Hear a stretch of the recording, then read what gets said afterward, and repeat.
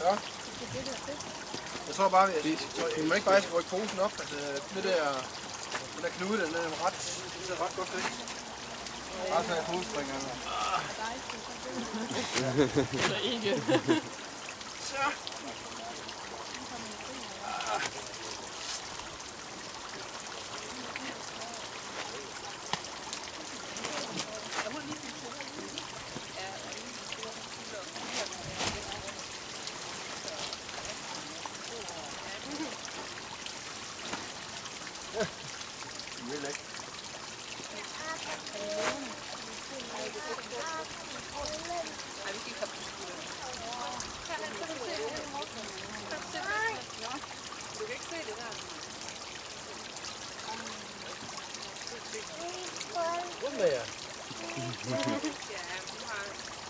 De går bare i gang med at æde med det samme. Den fandt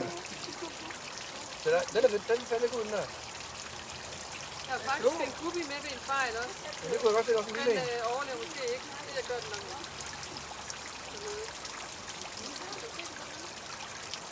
Guppy her. Guppy! Guppy her. Det kan være, den er blevet spist, selvfølgelig. Det kan godt være. Der mangler sådan en lille bitte en. Er der 5 i, eller hvad? Ja. Nej! Så skal I prøve at kravle op i den der nu. Kan de godt komme ud igen, hvis de kommer derop? Ja, ja, de kan kravle ind i bunden, og så kan de, af nysgerrighed, så går det op, så kan de sidde og kigge over vandspejlet. Og så kan de se, nej, og så går det ned igen. Også hvis der kommer en fiskehej, så kan de jo svømme ind den og så gemme sig. Men kan de godt komme ud igen? Ja, for der er hullet i bunden. Så tænker du, hvordan kan det lade sig gøre, at vandet står så højt? Men det er, jeg ved ikke. Jamen, jeg tænker bare på grund af trykket.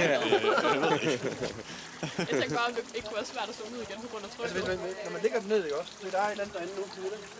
Når man ligger den ned, så fylder man den med vand, og så rejser man den op, og så bliver vandet op på grund af lufttryk eller noget andet.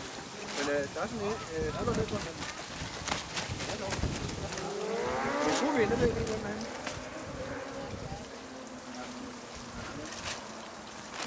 Der er den nu. Det er ikke til, det er gået helt ned til bunden også. Ja, for jeg står her.